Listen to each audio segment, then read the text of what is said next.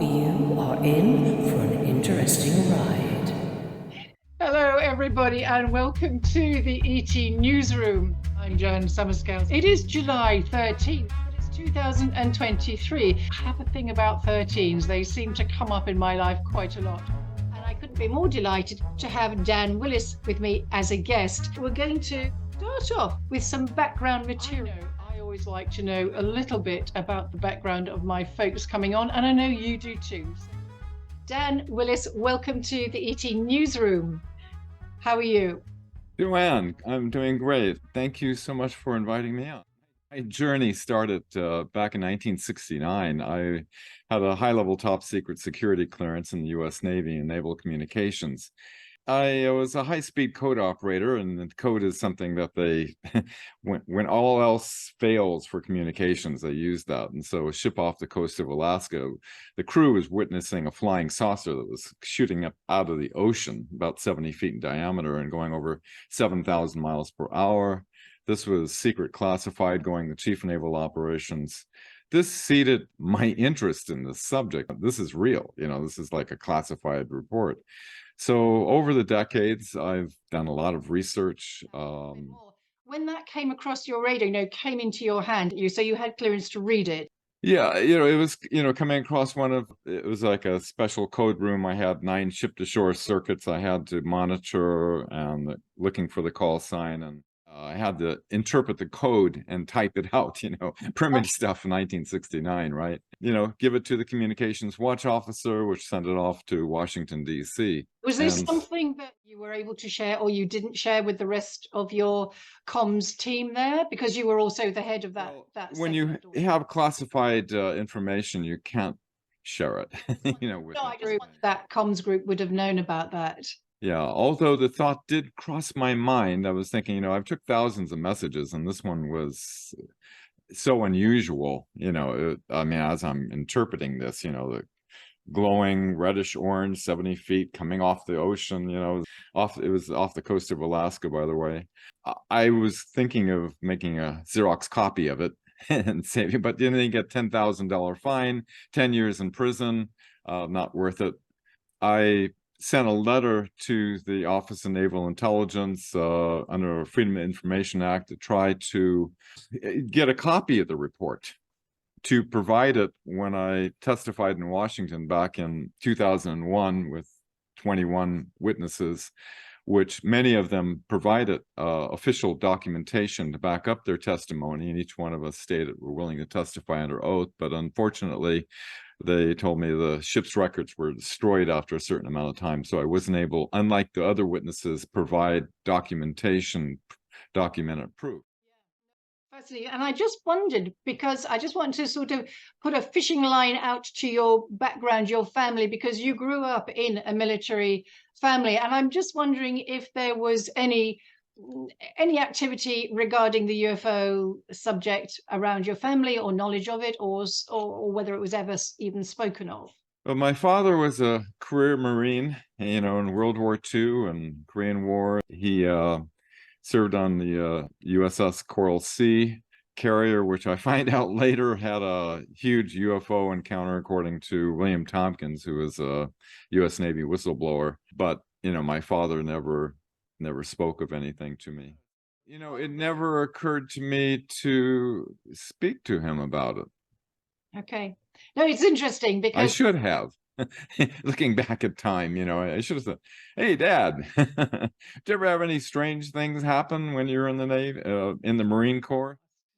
Thank you for that. And also, let's go to 2001, the Disclosure Project.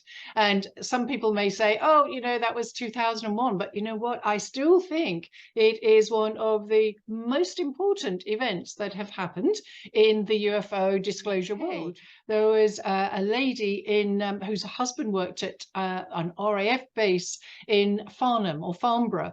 And he was a teletype guy, and he picked up a communication. They were dealing with missiles over in Woomera in Australia, and a craft landed and basically stopped the missile from going up. All of a sudden, there was this disruption that nobody expected, and it was in your face, and it was all kind of just kept under the carpet. And that was 1964. Yours is 1969. Your event, again, just talking about Robert Salas, who I interviewed a little while back. His event was 67.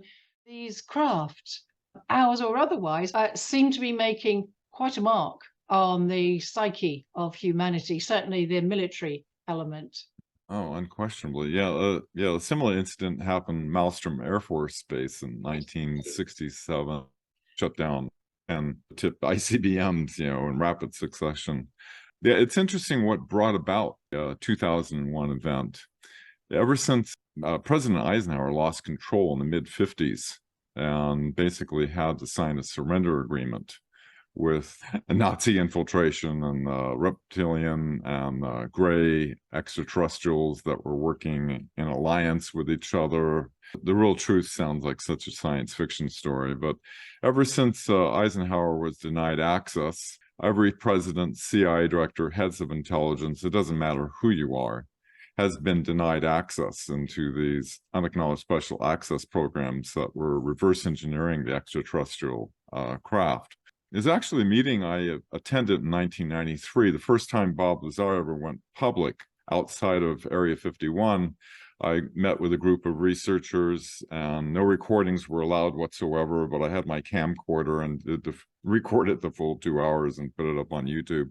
What happened was that the base set out this security advisory to all base personnel to avoid this group at all costs.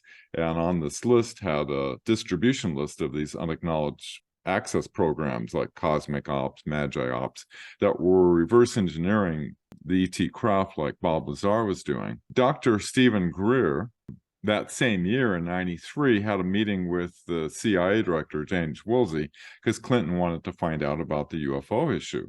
He got denied access, just like everybody else. So he brought in a civilian, Dr. Steven Greer, who is the director for the Center for the Study of Extraterrestrial Intelligence. He brought in all the substantiating documentation. The director said, I know it's real. I'm trying to figure out why the hell I can't gain access to it. And so Dr. Greer met with some military advisors to advise him to start collecting witnesses. And, I was the 100th videotape witness, since 1993. In 1997, Dr. Steven Greer, along with astronaut Dr. Edgar Mitchell and Commander Will Miller, met in the Pentagon with the head of intelligence for the Joint Chiefs of Staff, Vice Admiral Thomas Wilson. He was given this document that showed these unacknowledged special access programs, and him, in being the head of intelligence for the Joint Chiefs of Staff and his high level, should have had access, but he was threatened to drop the matter immediately or he'd see an early retirement and lose rank. He was mad as hell. He told Dr. Greer, if you can get your people together, knowing that he's collected witnesses going all the way back to 93, you have my permission to go to the media with this. This group is illegal. So from 1993 to the year 2001, Dr. Greer had collected over 500. I mean, how many would you need, right? Military intelligence witnesses, 21 of them, of which I was one, each one of us gave our testimony and stated that we're willing to testify under oath before a congressional hearing. Myself being an ex-ABC newsman, 22 cameras in the back row, place was packed. One of the largest events in the history of the National Press Club. I couldn't imagine how this could not be a world-changing event, because what we were disclosing was there were bases on the other side of the moon. We had faster-than-light craft built back in the 1950s. We have zero-point energies. The astronauts were sworn to secrecy what actually happened when they went to the moon. NASA is airbrushing out the UFOs out of the images, nukes being shut down, President CIA directors being denied access. I mean, any of this is like explosive. And then you had also people like David Adair, and I think he is one of those 500 witnesses. I don't think his witness testimony with Dr. Greer has ever been brought forward. But back in something like, I think it was 71, he was asked to go and have a look at an engine, which was very similar to the thing that he was creating, not to do with the general propulsion system at all, but was massive. And not That's only right. that, the guy who was showing him that he saw that this piece of equipment, which must have been part of a massive craft, Oh, right. was symbiotic. It was responding to his emotions as he hoiked himself up to get a look in, and Arturo Rudolph's Nazi guy. Project Oh, yeah, under paperclip. Yeah. Anyway, but I think General Curtis LeMay had said to David, be careful of this man. That was why David got to see this particular alien engine. And because he was doing something very similar and they already knew, they got him to see if he could mend it. And then he suddenly realized, he said, well, where is everybody? He said, oh, they're all on holiday, said Arturo Rudolph, the Nazi American. And then David was said, this isn't from here. I just thought I was going to say, David Adair, yeah, an incredible genius. I'm very familiar with him. In fact, I have a little story to tell on that. It was David Adair that was going to go to the 2001 National Press Club, but they removed him probably because his testimony, I'm speculating here, is probably because his testimony was a little bit too much or crossed certain boundaries. They needed a replacement. I was actually his replacement. Oh, were you really? Oh, yeah. Absolutely fascinating. Wow. I absolutely do believe that David Adair is the real deal and that what he said occurred because there's just too much information. Yeah, the technology is like that. It works with DNA and it's symbiotic with the people who it has its own consciousness. And that is what is so fascinating. But let's just go back and pick up the Pentagon meeting with Vice Admiral Thomas Wilson. And he went ahead and did the 2001 conference, as we all know. But from that, what's your takeaway from what's happened over the last 22 years? How the world has treated this? Well, I commend Dr. Greer. He had his life threatened, to go before the National Press Club back in 2001. Recently, he did a press conference with 5 or 6 people. I call it the alien threat narrative. Oh, yes. And then there's another narrative which I don't agree with Dr. Greer. Is that all the ETs and the galaxy are benevolent. That's another narrative. Then from what my research and everything that indicates what's actually going on, it's actually a very good situation. We have some assistance, and that goes into a very long story, but it's a very positive story. I think also just about what's gone on in the last years. I mean, as you noted earlier, that Eisenhower lost power, the leash or the rein to the projects, and it's gone black and corporate and blacker than black as well. But I think what's really amazing is that still we've got people, and I mentioned John Searle to you, the British inventor who died in 2018, who created this energy system, which is 0-point energy. And he's not the only one, but it's, was a fantastic working model, is that this is as real can be. And back in something like 1969, John Searle had the BBC paying huge amounts of money to pay for special cameras to observe his launch or another prototype of a craft. And he did it from the mid of England. He sent it over to the west coast of about 100 miles away. It was so fast, and it wasn't even top end of the speed that it could do, but it shot up within 3 seconds, and it was gone and back within 3 minutes. Tiny little piece. I don't know whether Operation Mockingbird has just got such a stranglehold on everything. And for people who don't know that, it's CIA operation that basically has brought the media, journalists all over the world to spin stories. For this subject, it's no different. I think the technology and the healing thing is absolutely important. And we could have had it in the 1900s after Tesla. So it's been suppressed, hasn't it, for over 100 years. This is a good point to talk about your friend Mark McCandlish. I really found it hard to believe that he's gone from us. Well, you touched on a subject that's close to my heart about Operation Mockingbird, because after I went to Washington. I was interviewed on, CBS, and I told them, we have these scientists that are in these black projects that can prove we have a solution, get off nuclear oil and coal. They promised. Afterward, they said, I'm sorry, the higher executives made me cut that out. I started to become aware of the limited hangout that they would do to try to keep this information. And this ties in with what happened with Mark, too. If you understand the history of the end of World War II, the history of World War II was rewritten in 1946, 1950. Alan Dulles started Operation Mockingbird. They had about 400 journalists that they were paying. 1954, you have the Bilderberg meetings that, along with the Council of Foreign Relations Trilateral Commission, they control the 6 corporations, which used to be 50 companies back in 1983, but the CIA has a yearly meeting in Sun Valley, Idaho, that work to consolidate the control of all the internet media and people like Bill Gates attending that kind of thing, and Prince. Right.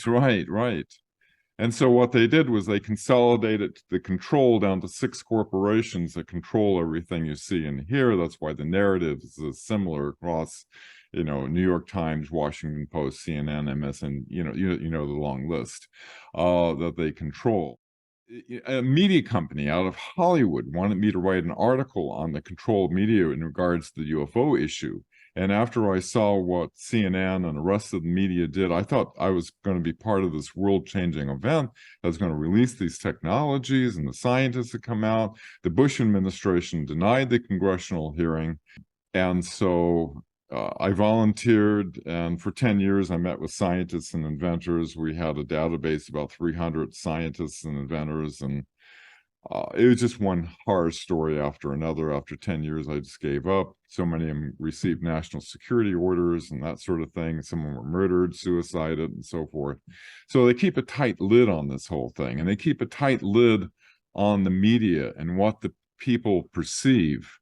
And Mark McCandlish was going to testify at the 2021 Senate hearing. And 1 week after Mike Tuber, who disclosed that the Tic Tac that was saturated across the media is actually U.S. technology, who came out and said, oh, I made the whole thing up, there's nothing to it, as though, he got visited and said, you better retract what you were saying. 1 week later, Mark committed suicide, they said, but Mark was going to testify. And what both of these testimonies reveal is that we have these technologies, these Senate UFO hearings. They pretend that they have no knowledge whatsoever that the U.S. has developed anti-gravity technology, which Nazi Germany developed it in 1934, had it operational. The United States had it operational by October of 1954, 20 years later. And this is how the Nazis were able to, like in Operation High Jump, completely defeat Admiral Byrd's armada to destroy the Nazi base in Antarctica. And so this was what led basically into Eisenhower's surrender back in 1955. What year was that again? That was 1947. Who led Eisenhower to surrender? Who was the lead of the opposition? Well, what happened was Eisenhower had a meeting with the Galactic Federation of Worlds in February 1954. He signed an alliance with them, and they warned him about the Nebu Greys that were wanting to cut a deal. The Galactic Federation wanted to help us spiritually develop, before handing over any kind of technology that could be weaponized and that sort of thing. They wanted us to relinquish our nuclear weapons. In 1955, what happened was a new MJ-12 group was created. The original one back in 1947 by President Truman, headed by Admiral Ruskin Hillicotter, which is MJ-1, warned about the secrecy surrounding the UFO issue. He knew it was going to be an issue. A new MJ-12 group was created by an executive order that put Alan Dulles as MJ-1 and the whole group. So 1954, 55, a whole lot of stuff happened. It's always great to explore all that's going on in this world from different perspectives. We're back for part 2 with Dan Willis. This is the ET Newsroom. I'm Joan Summerscales. Thank you, Dan, for sharing with us, and part 2 for this fascinating story.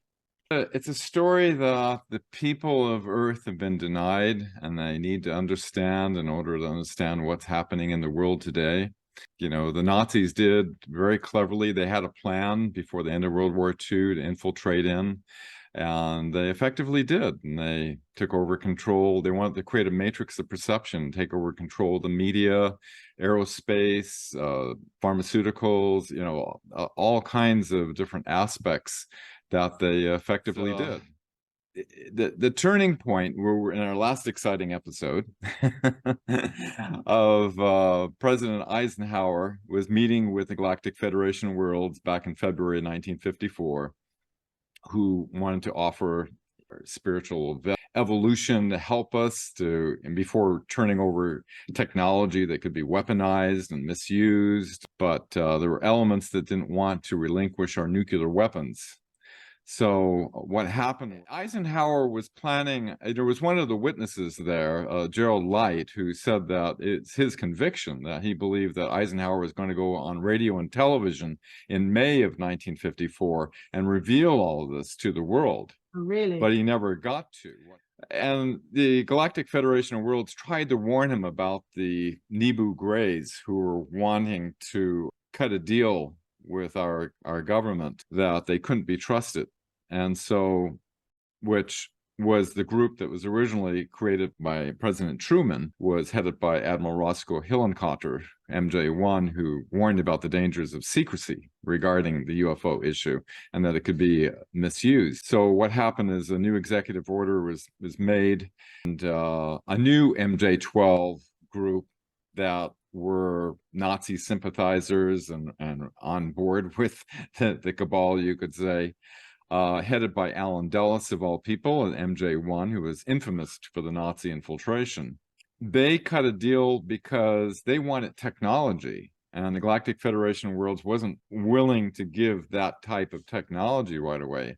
But what they did was they sold us out. The Nebus wanted to have underground facilities and abduct the humans for their hybrid program, but they lied, and instead they abducted millions of people, and they were operating in these underground facilities such as Dulce and so forth. They're from the Orion, and they look like your regular abduction pictures of large heads and the little guys that are 4 feet tall. They all have like a hive mind. In other words, there's a queen in Orion, that the hive mind queen that directs them all. It's similar to, you know, like insects and things on our planet. They all have one mind, you could say. And there's just quite a lot of different species of greys themselves. Several, yes. And they work in a kind of an alliance with the Draco reptilians from Alpha Draconis, from the Sakaar Empire. And so what happened is, during this time, 1954, 55, a whole lot of things happened. All the reverse engineering operations over at Wright-Patterson, Ohio, were moved over to Area 51 and S4. Eisenhower basically had to sign a surrender agreement with them. In other words, this is after, you know, what happened with Operation High Jump. They had 20-year advance on us, so they were, Admiral Birds flew down there. So he tried to gain access to Area 51, President Eisenhower, and he was denied access, and he had to end up threatening them to invade with the First Army. So 2 CIA agents were able to give him a report, and they saw the extraterrestrials there and several craft that were being reverse engineered. So when Eisenhower left office, he gave this famous warning: beware of displaced powers and the unwarranted influences. Only an alert, knowledgeable citizenry could take nothing for granted. What has happened is that ever since Eisenhower, as I mentioned previously, every president, CIA director, heads of intelligence, just like Vice Admiral Thomas Wilson. By the way, in the last UFO, UAP Senate hearing, it was brought up by Mr. Gallagher to the head of naval intelligence about, you guys know anything about the Maelstrom Air Force incident, with shutting down? Or he also brought up about the Admiral Wilson memo. Now, the Admiral Wilson memo is a hot potato, because what happened was Admiral Wilson had a meeting in 2002 with astrophysicist Dr. Eric Davis, where he recorded a meeting, and it was transcribed and it leaked and it was all over the internet, right? And in this transcript, it talks about them reversing engineering technology, not of this world. He basically was threatened, to drop the matter immediately. And so these corporations that are working within these unacknowledged special access programs that are denying our legal constitutional government access. So this has been going on ever since Eisenhower lost control. So that's a part of history people need. And we're talking about, which is ongoing, as you say, we're talking about Skunkworks, Lockheed, Northrop Grumman. We're talking about all those guys, aren't we? And Boeing and loads more. Yeah.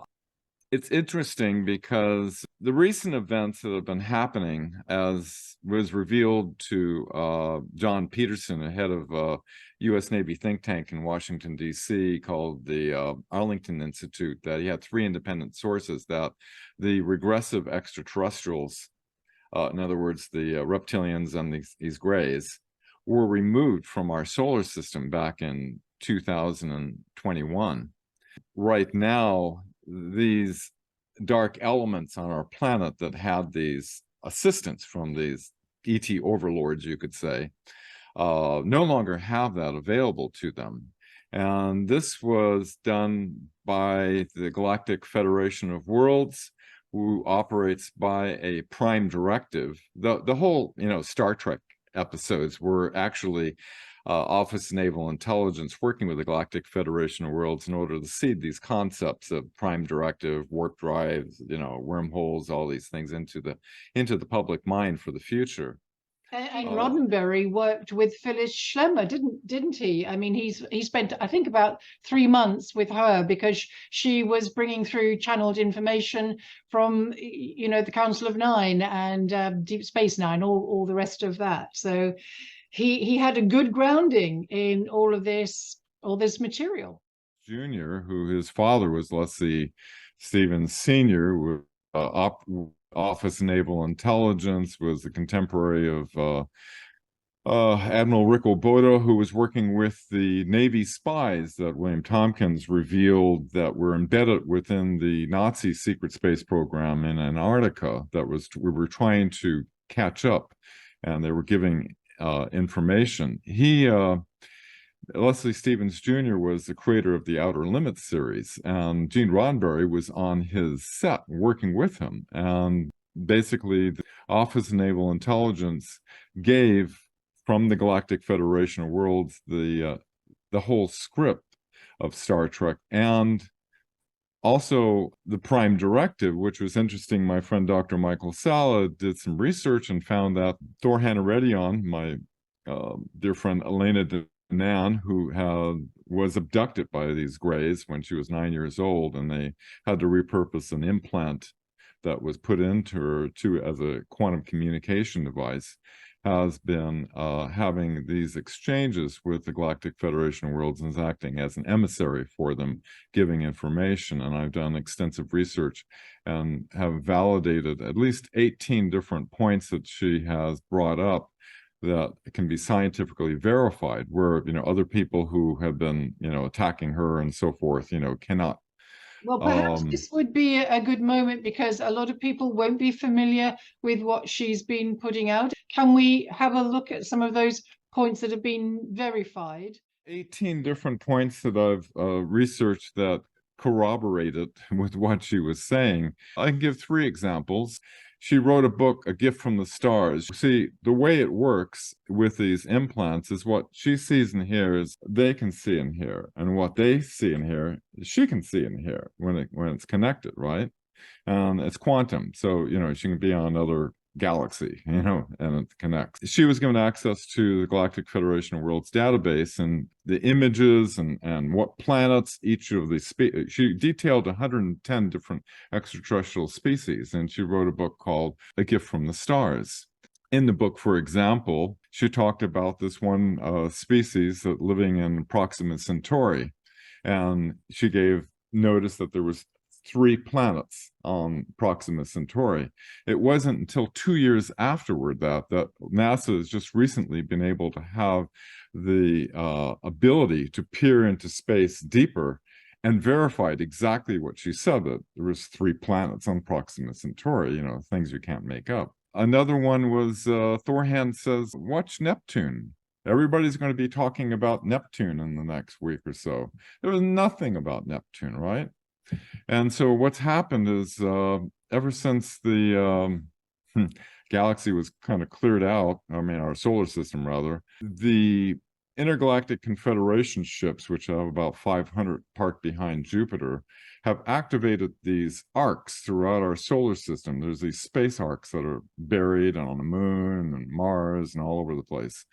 So what's happening is they're heating up, just like in Lake Vostok. It's like 70 degrees warmer.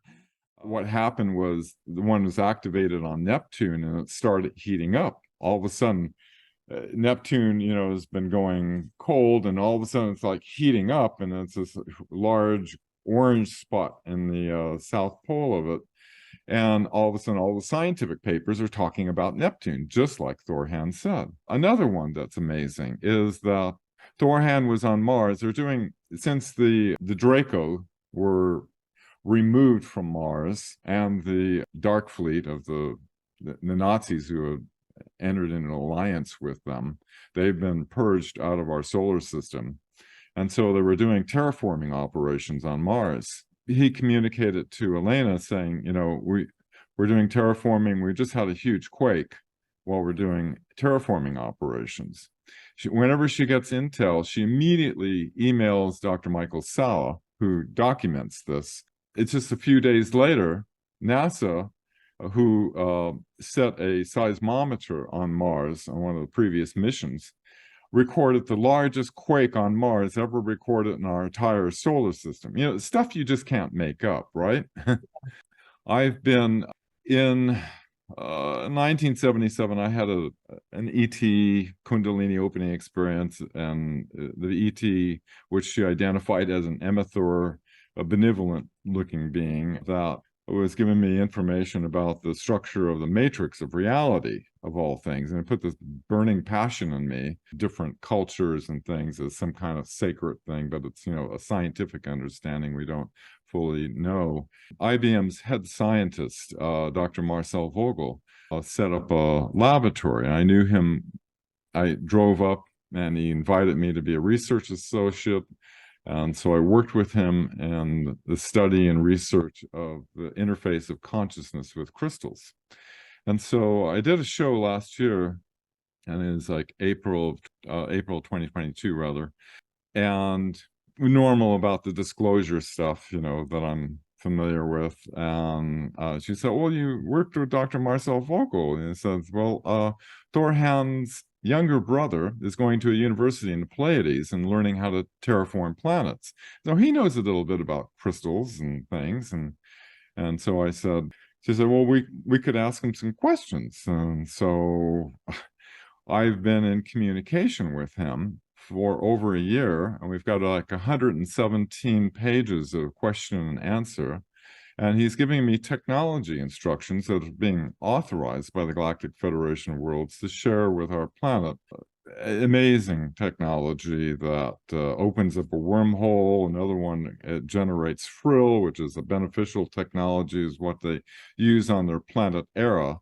They power everything. This is the technology they use to power their starships. It's like the life force of the universe. Screen. And here's one of the devices that we're putting together. This is a Phryll generator. It's a quartz crystal. It's cut to specific geometries and specifications. And there's copper wire and pure silver wire going perpendicular to each other that's being oscillated with pulsing at a specific frequency. And what it does is it releases this Phryll energy, which is healing to the body. It'll heal things in you, and it makes plants grow like crazy and everything. So it can be used for a lot of different things. But I'm just focusing on benevolent, 9 inches tall. It's a small crystal. The ones they have on the planet Era, like here's a picture of Jen Hanaredion, who I've been communicating with. It's a photorealistic representation. He's shared some amazing. What we found is something that Dr. Marcel Vogel would have loved to have known, is that when you cut the crystal at these specific angles and in relationship to the hexagonal core, 2 vortices form and create this. It's a singularity that is opened up with piezoelectric stimulation that opens up a wormhole, connect to any place in time and space, any dimension, density, anywhere. That's one device, and it looks like here I made if you can see that, it's 2 silver electrodes onto it, connected to a function generator that's causing compression waves that opens up the vortex. Elena and I both have this setup, but I'm working with 2 science teams that are very, very highly qualified, that are putting together with the electronics and everything. And in October, I'm going to the Galactic Spiritual Informers Conference. I'm one of the speakers, and I'm going to present to the world this technology and actually quantifiably measure it in front of 1,000 people to show that this is something that's real. Just a little side note, I went to a course with an American gentleman who was talking about working with these particularly larger crystals and doing an Atlantean spread. And what it is lying in particular configuration of the crystals facing down on the left side, the ones facing up on the right side, one at the head and the feet pointing inward. And there is an incredible dynamic that comes from that. And a lot of people who've been really poorly or not feeling well, kind of put them in my living room, put the crystal around them, let them bake for about 20 minutes. And just with the beloved raw crystals, they've had really incredible results in terms of feeling better and pain going, that kind of thing. So, and I know of the work of Marcel Vogel as well. I sort of came across him in my early research on crystals. That's amazing, and that's absolutely fascinating. And is this technology going to be something that's available anytime soon? Yeah, hopefully soon. My teams have got the forums going together. One team has the generators that create the alternating 4096 hertz pulses that oscillate the crystal lattice that releases the Phryll, and so soon we should have a result. I'm extremely honored, to be able to bring this technology forward. Elena's been very gracious working with me all this time. I'm doing a class tomorrow with her. We're going to be recording it on our second class. We're doing a series of classes that are very in-depth, that is taking all of the pioneering information that Marcel was able to verify in the laboratory. And so much is corroborated with what Jen Hanaredion has shared, but Jen Hanaredion has taken it up to the next level and expanded it considerably, the understanding. And so we're doing a whole series of Elena Danan, the YouTube channel, and it'll be on there, the classes that we'll be doing. So because well-being, if you're not well, you just can't participate. And as so many people are not well, the ET stuff and how people fare as abductees and contactees. The EE system, do you know that, with Dr. Sandra Rose Michael? It's amazing because there's a group called TLS, known as the Light System. I only know about it because a young guy called Jason Shirker has spoken about them, because he was approached by them, and they are very high functioning beings in terms of spirituality, and some are not human, and they are working like maybe they're even part of the Galactic Federation, to bring things, move things forward on the planet now and clear out, as you say, or having been part of clearing out those negatives. And Dr. Sandra Rose Michael, I saw an interview between those guys, and because of my interest and research in alternative medicine or healing, I came across their research. And she comes from a scientific family. She, in 78, first began developing this system. And basically, her system is a series of, it looks like a TV screens, lots of TV screens with all these colored lines moving across them. And they effectively interact with the body's own frequency and dimensionality. And it allows the body to heal itself from whatever it is. And all you do, you can go onto a recliner. You don't have to even meditate, and you can be in a room. Many people can be in the same room with this equipment, and they're normally set up in 4s, 8s, 24s. They've just opened a huge one in Texas, and they've opened quite a few over the last year or so. And Jason Shirker, I mentioned the TLS because he came to know Dr. Sandra Rose Michael, the inventor of this wonderful technology, which is having pretty well miraculous results for a lot of people. And she also has been part of the TLS group, but she's a highly spiritual person. She said, and they haven't stopped her yet because she's not saying it's healing anything. It's simply a system that allows the body to do the healing. So we have now got some fabulous kit onto the planet that we're being able to use. Also, it's not costing an arm, a leg. A lot of people. I wanted to include some better information about the EE system, so here is Jason Shirker with Dr. Sandra Rose Michael and some people giving their testimonies of their experience of the EE system. It's just over a minute long, and I thought it important to include it here. We're being bombarded 24/7 with this EMF, ELF radiation microwave. Then you got all the toxins in the air, in the water, in the food. How do we bring healing to the world? And I was told to create this technology. People with problems of 20 to 25 to 30 years, they tried everything. They sit in front of this technology, and in a few hours, in a few days, they see major changes. The 8-centimeter tumor is completely gone. I also had a cyst on my right shoulder. Right now it is totally flat. I came the first time post knee surgery. My knee and the swelling had gone completely down. We've seen reduction in tumors, back pains, joints, hands, fibromyalgia also, much better lung capacity. We've seen improvements with ALS. We've been taught that we have to give our power away and that we have to depend on things outside of us to help us heal. But that's not true. It's creating an ideal, optimal, energetic environment that we would have in an ideal world. It's working as a human battery charger, but you're recharging every cell of the body. If you want to check out this technology, if you want to see what it can do for you, go to unifiedhealing.com. Find a location near you. The power that made the body heals the body. A lot of people are coming up with different modalities. We need to replace the corrupt medical system. We retrofit all the hospitals with, holographic technology. When I worked with Dr. Marcel Vogel, I worked on a camera that came out of England back in the 1950s called the Delaware camera. It was patented and thousands of photos were taken.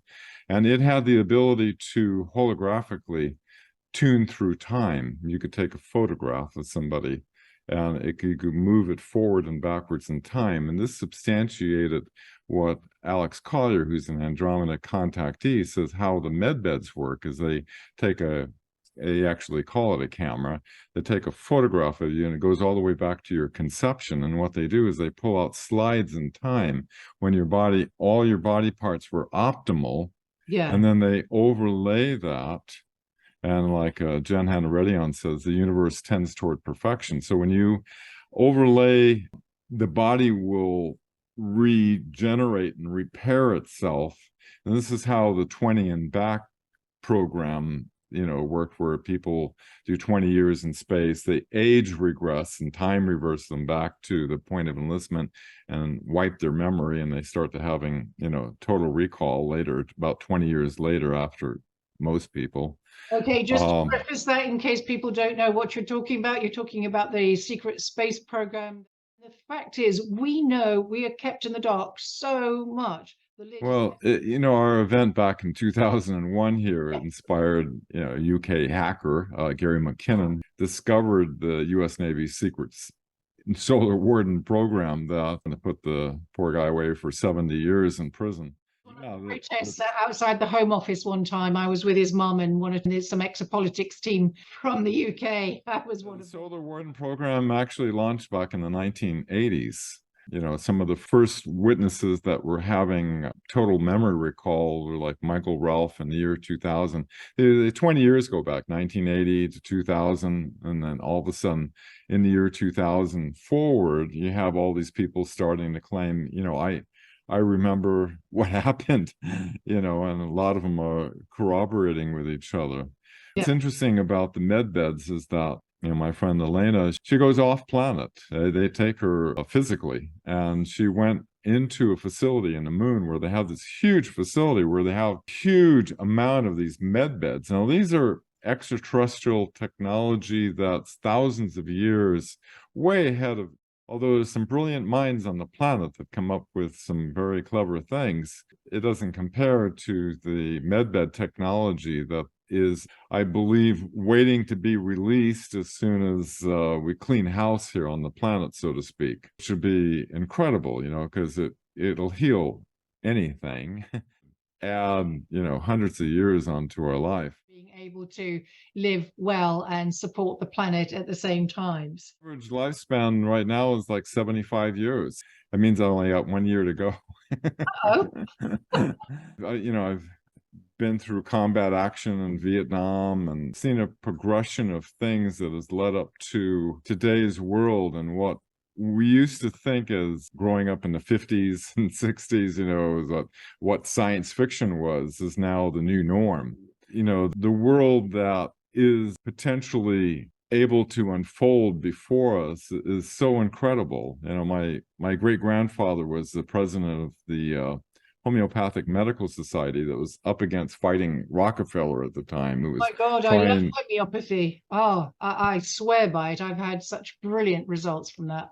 Thank you for saying that. So it's in my DNA. So, I can't wait to see this corrupt medical system taken down, because they have suppressed cures. My mother had cancer. The doctor wanted to remove her eye and half of her face, and I took her across the border because it's illegal, and used nutritional therapy with a Gerson. And he told her, you're going to die if I take her across there. And I brought her back after a couple of weeks. I actually stayed with her and joined her in the therapy because I like the food. And they couldn't find a trace of cancer in her body afterward, and she lived into her 90s, so cancer-free.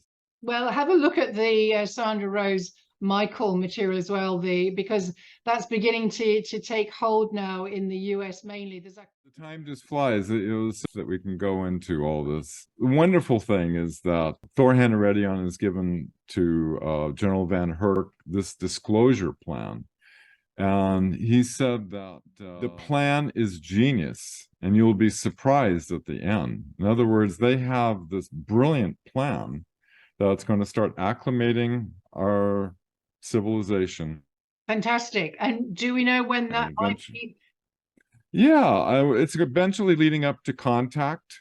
Not sure how, there's no dates or anything, because everything's in dynamic flux, of course, but it looks very positive, the future, although things if you watch the news, it doesn't look that way. But the future looks very good, and there's a plan, and they're working with our Earth Alliance to bring about this beautiful new world. And so I have a lot of faith. That's great. And hope for our future. Me too, because there are so many amazing people around us, not only of the Federation, but also on the planet, who are brilliant. And there are so many people just champing at the bit, waiting to be released into their mission to bring the energies and frequencies up, and with projects and all kinds of wonderful material for humanity's benefit. And there's no reason why we can't have it. In every area. Oh, and yeah, and I wanted to just say, and the electro energy you're using with plants. Wonderful stuff. I just saw a little bit about that. The plants are doing really well. I can't remember the technique exactly, but using this electrocurrents on the plants, and it's making a huge difference as well. So there's no reason why we can't be well-fed, beautiful nutrition, and have plenty of wonderful places to live. We can green the deserts. We are not. I really don't think we're overpopulated. That's my opinion. Because we have... the galaxy's huge. We have the... Something's going to break in, I don't know, I'm going to put my neck out and say the next 18 months, because I keep feeling this build-up, and it's been over this last year, and it's like, okay, we're sweeping out the negative, sweeping out. I feel it too. I agree with you. This year is going to be major, and then probably come to a culmination in the following year. You know, for reference, you know, I just have 2 websites that have all the information I talked about. One is thewebmatrix.net. The other is marcelvogel.org. That has all the communications with John Hanaredion and the crystal technology you can reference to. That's great. And Dan Willis, thank you very much for coming on and speaking to me. And we've been Dan Willis. Absolutely. Pleasure doing a show with you, Joanne. We'll do it again. Yeah. God bless.